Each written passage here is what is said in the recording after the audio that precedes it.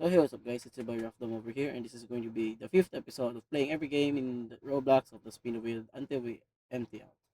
So this episode 5 will be Night Shift, which is the Night Shift is really fun game. On playing that game, you have to run around to fill up every aisle and avoid customers so you won't get distracted to fill every single aisle.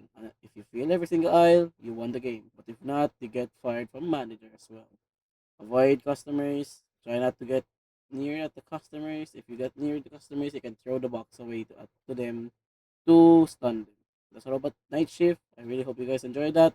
And roll the clip of Night Shift gameplay that we did. We got sauce. We got sauce. Ah! Ano ba to? Ano ba yan? Craving, where's the candy aisle? Candy aisle, candy aisle, candy aisle, candy aisle. Ano ba to?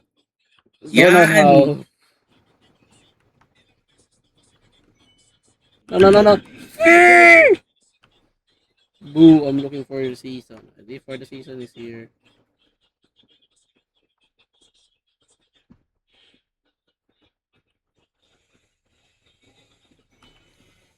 Kitchen. Nakita pa kita.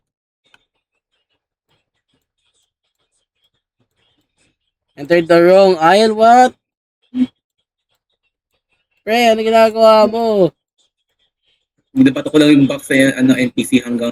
Okay, so, come here. Ano magbato? Ah, okay. Ganun pala. Kamusta yung sinastock nyo?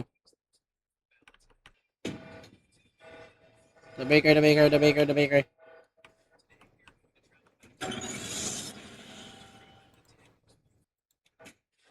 The baker has been fixed. Hinahabol ka pa ni Queso. Bahala ka dyan. I have my own things and you have the own thing. So, you already knew where's the candy aisle. Why? Why? What? Oh. Says goodbye to the final person that we know and love with. No. Okay, never mind.